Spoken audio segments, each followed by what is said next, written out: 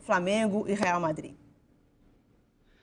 Olha, o que eu discuti, né, o que eu falei ontem, eu vi muita gente, né, reclamando, falando que os jogadores da base tinham que ficar mais tempo no Brasil e tudo isso. E eu, na verdade, o que eu falei foi o seguinte, que o Real Madrid, o Flamengo vender promessas, como o Vinícius Júnior, o Renier, o Vinícius Júnior por 45 milhões, o Renier muito provavelmente por 30 milhões, para a Europa. E trazer jogadores, por exemplo, como o Michael, pelo 3 vezes mais barato do que o Reinier, né, vai custar. E um jogador, para mim, está mais pronto para...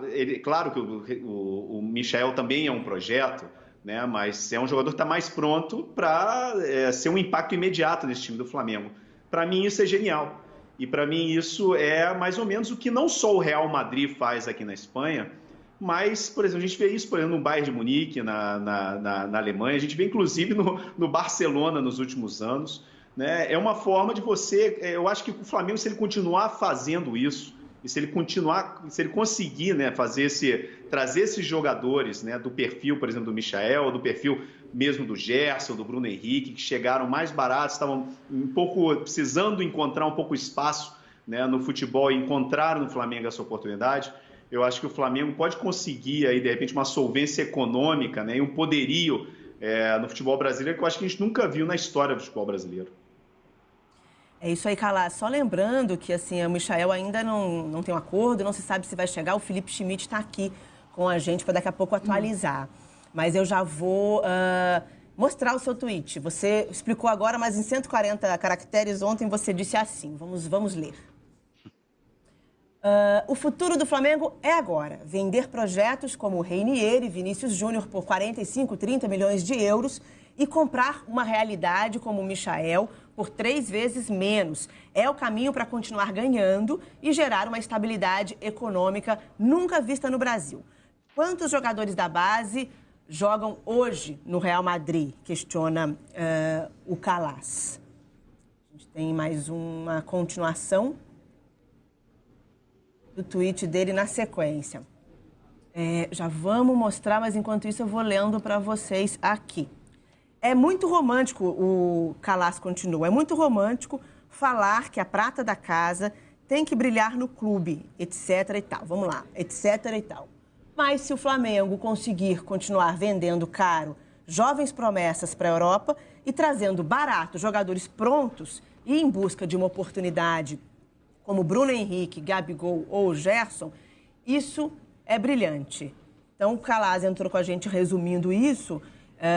E eu já vou pedir antes da gente continuar a discussão, vou pedir para o Felipe Schmidt, que está com as notícias aí super apuradas. Teve uma reunião ontem, 2 reuniões ontem ao longo do dia entre o Marcos Braz, o Flamengo, né? Bruno Spindel e também os representantes do Goiás. O que ficou decidido ou combinado, Schmidt? Então, Gabi, foi um dia longo, né? Assim, o Braz e o Spindel passaram praticamente o dia todo negociando com o pessoal do Goiás. Eles estão bem confiantes, né? Tem alguns detalhes. A questão é, o Flamengo ofereceu 7 milhões e meio de euros por 80%. E o Goiás quer 7 milhões e meio por 75%. Ou 8 milhões por 80%. E aí tem esse detalhezinho dos 5%, que entra um outro clube, o Goianese e tal. É o clube formador. Mas eles estão bem confiantes. Eles acham que isso aí resolve sem problema. Até porque é uma diferença pequena. 500 mil. 500 mil, gente. Pro Flamengo hoje. O Flamengo hoje, eu acho que é só uma questão de tempo mesmo, né? Porque esse valor não é empecilho. E hoje tem uma reunião, de novo, agora com o empresário do Michael, o Eduardo Maluf, e eles estão bem confiantes de fechar isso rápido. Por que esses 5% surgiram agora? Assim? Essa foi a minha única questão. Ele é o clube formador desde sempre. Por que só agora apareceu a necessidade de se desvincular desses 7 milhões e meio aí? Parece, segundo o Edminho Pinheiro, que é o representante do Goiás, o empresário do Michael falou pro Flamengo que o Goiás aceitaria essa oferta de 7,5 por 80. Só que chegou na hora lá, o Goiás falou, pô, não é bem isso. E não de é um choro. isso que a gente quer.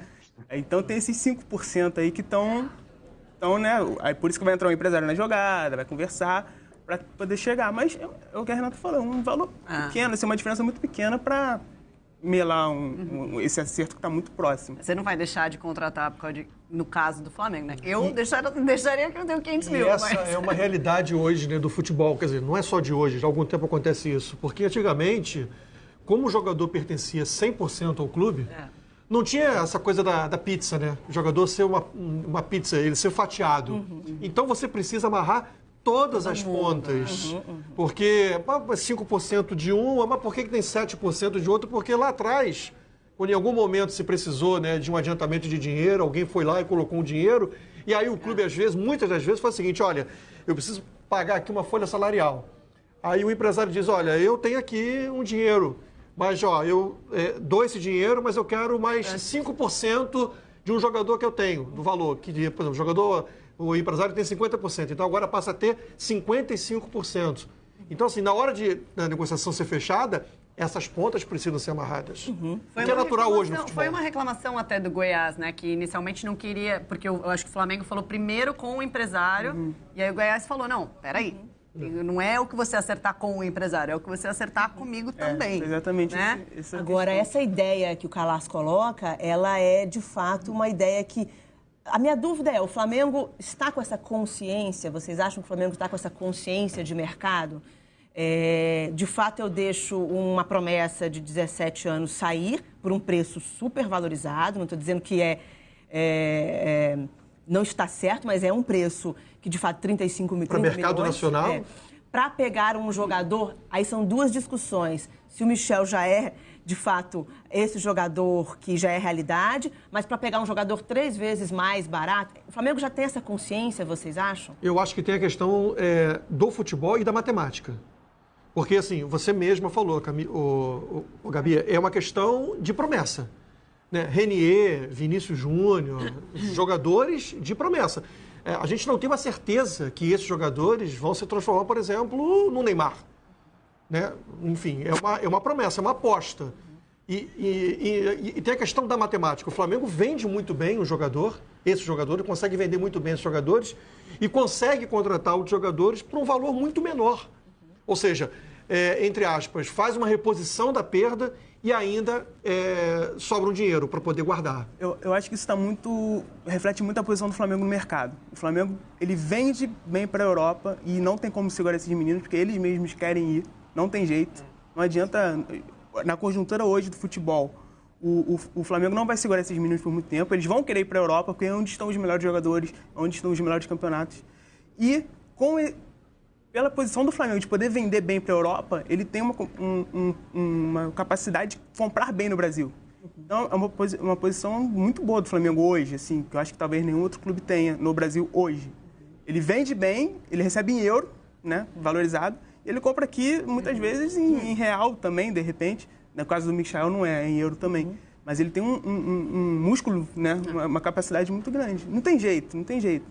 O Calas, queria te perguntar... E não só isso, eu concordo plenamente com o que vocês estão falando, e não só isso, o Flamengo está começando a poder igualar ofertas de clubes médios e pequenos da primeira divisão europeia. Né? Ou, inclusive, igualar, oferecer para um jogador que está num time grande, por exemplo, como foi o caso do Gerson, mas mal aproveitado, precisando de uma oportunidade, uma opção, né, realista e concreta de poder jogar, de poder voltar para o Brasil e ser repatriado. Isso que eu acho que é o mais importante, a solvência econômica. O Atlético de Madrid, a gente viu o Atlético de Madrid, a gente vê hoje o Atlético de Madrid num dos melhores estádios da Europa, foi palco da Champions League esse ano, mas antes mesmo do Simeone chegar, essa foi a filosofia que fez o Atlético de Madrid virar hoje uma potência europeia. Né? A gente vê hoje o Atlético de Madrid com um dos melhores goleiros do mundo, do Oblak, mas a gente esquece que antes do Oblak era o Courtois. E antes do Courtois era o De Gea.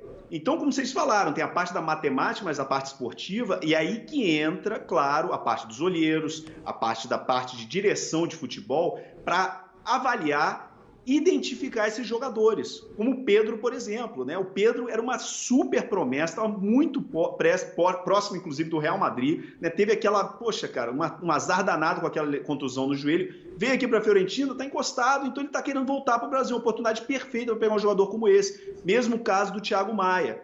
né? Então, no fim das contas, e como você falou perfeitamente, o Flamengo está recebendo em euro. Então, ele tem uma oportunidade de fazer aí no Brasil, né, de transformar o Brasil na base do Flamengo, que é o que o Bayern de Munique faz na Alemanha há anos, né? O único jogador do Bayern de Munique hoje, que é da base do Bayern de Munique, é o Müller. Você olha o resto do time, o Neuer vem do Schalke, né? O Kimmich vem do Stuttgart, né? Você vê, eu fiz aqui uma listinha, até o Gnabry vem também do Stuttgart, o Boateng vem do Hertha, Lewandowski do Borussia, o Sully vem do Hoffenheim. São vários jogadores que vêm de outros times, mas como o Bayern tem muito mais potência econômica, poder econômico que o resto da Alemanha, ele pode contratar esses jogadores. Então, como o Real Madrid está vendendo, como o Flamengo está vendendo muito bem, né, esses jogadores e recebendo em euro, ele tem esse poder de de repente, pegar esses jogadores que começam a destacar nos outros clubes brasileiros. Agora, Kalas, e o efeito da recompra? Assim, a gente sabe que, não vou te dizer que todos vão virar promessa, nem que vão virar realidade, nem que esses meninos que foram, nenhum deles vai virar. Mas a necessidade, de repente, daqui 2 anos, o Flamengo perceber que o Vinícius Júnior se tornou, de fato, esse jogador, o Reinier, e tentar adquirir novamente. Vai pagar ainda mais caro, como aconteceu, por exemplo, com o Barcelona, com Fábregas, Jordi Alba. Como é que você enxerga esse futuro ou não? Assim, qual é a sua opinião? Não, mas aí eu acho que o Flamengo e qualquer clube latino-americano, sul-americano, tem que entender que você não vai segurar o Vinícius Júnior no Brasil. De repente você pode segurar de 6 meses mais.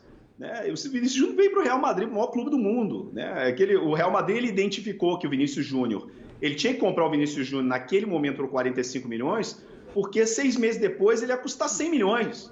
Que foi o caso, por exemplo, do Gabriel Jesus. Né? O Gabriel Jesus fez aqueles 6 meses espetaculares pelo Palmeiras e pôde escolher mais ou menos o clube onde ele ia jogar, porque estava metade da Europa louca por causa dele. Né? Então a gente volta naquela coisa que a gente estava falando no outro dia, das contratações preventivas. Né? Os clubes europeus eles vão fazer cada vez mais isso, vão buscar os jogadores cada vez mais jovens. Então as bases fortes do Brasil têm que aceitar a ideia de que não vai conseguir segurar o garoto por mais do que ele vai virar maior de idade e vai embora para a Europa. É a realidade. Agora você tem uma série de jogadores que vieram para a Europa jovens e de repente não vingaram tanto quanto se imaginava e que estão querendo uma chance de mostrar o potencial deles. Gente, olha o Bruno Henrique hoje. Hoje tem o quê? Você tem 5, 6 jogadores brasileiros jogando na Europa que estão melhores que o Bruno Henrique hoje no cenário da seleção brasileira. O Bruno Henrique hoje pode ser pode ser titular perfeitamente da seleção brasileira. Por quê? Porque ele teve uma chance de jogar no Real Madrid. O Gerson também pode chegar na seleção brasileira.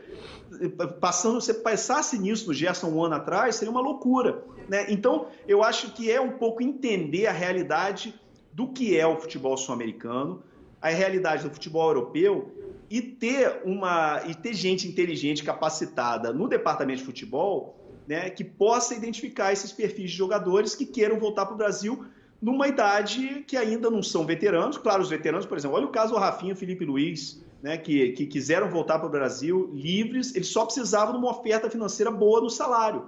Né? O empréstimo do Gabigol, a gente esquece, o Gabigol chegou livre, chegou de graça para o Flamengo só teve que pagar o salário dele. Então, são jogadas de gênio realmente, mas claro, você precisa ter dinheiro no bolso. E por isso essas vendas dos jogadores da base são tão importantes.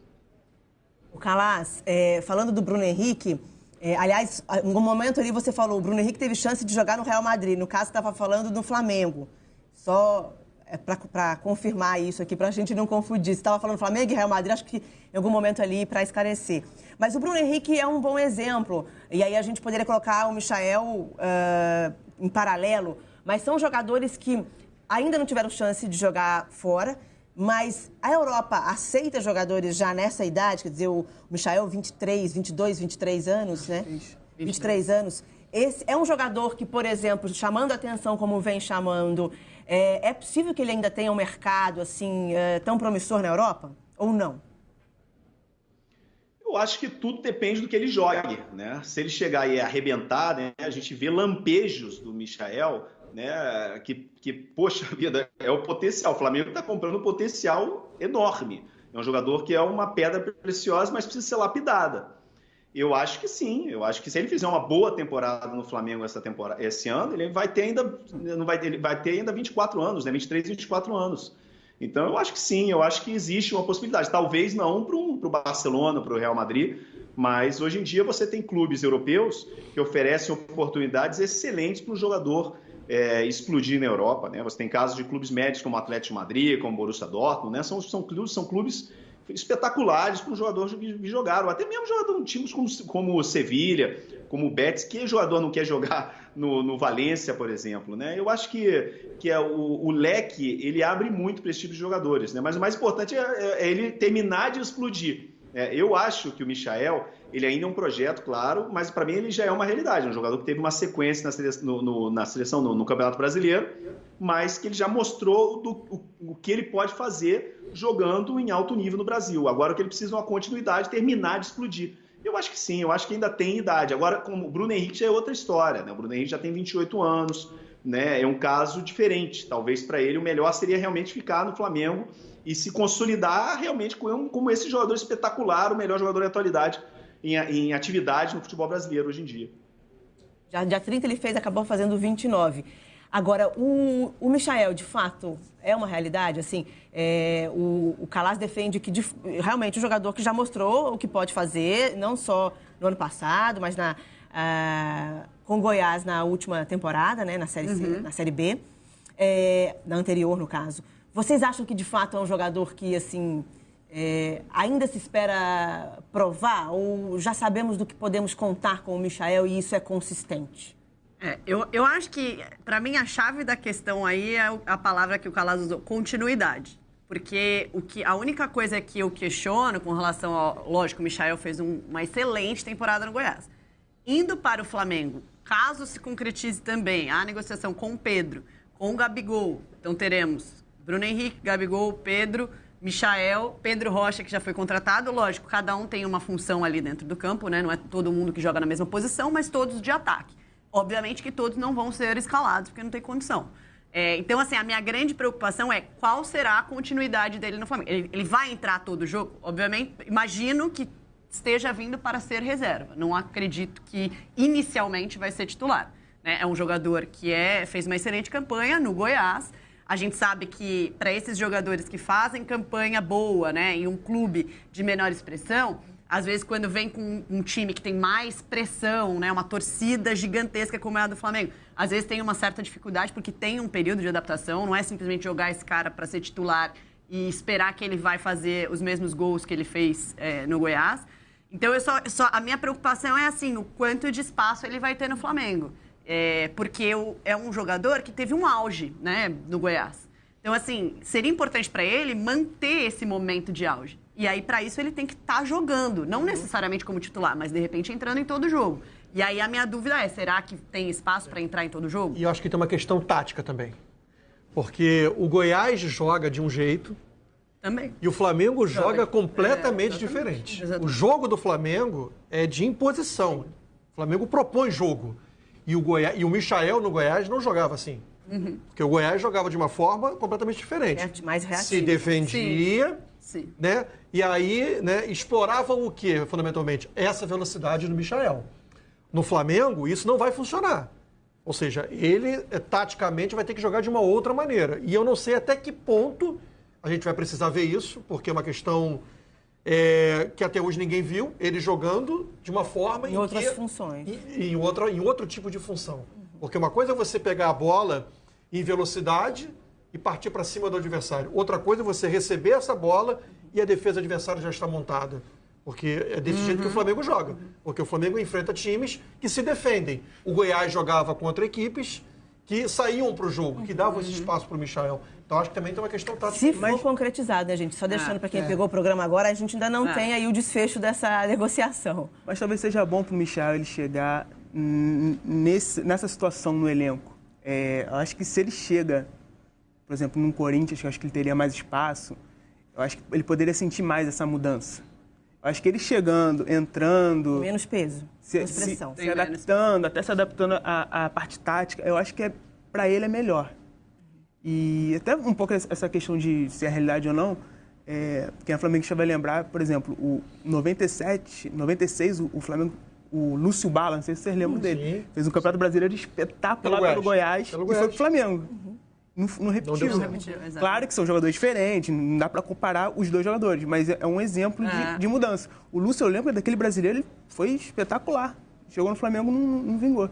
Então, e ele chegou com outro patamar. Ele chegou como esperança. Você tem vários exemplos, assim, o próprio, lógico, guardadas as devidas proporções, mas o Gustavo fez um excelente campeonato pelo Fortaleza, foi pro Corinthians, começou bem, depois caiu. Então, assim, existe essa dificuldade. Eu acho que é muito difícil você ter essa expectativa de que o Michael do Goiás vai, né, o Michael do Flamengo, se eventualmente se concretizar isso, vai ser o mesmo Michael do Goiás. Acho que pode vir a ser, mas é uma coisa que é um processo, não é assim.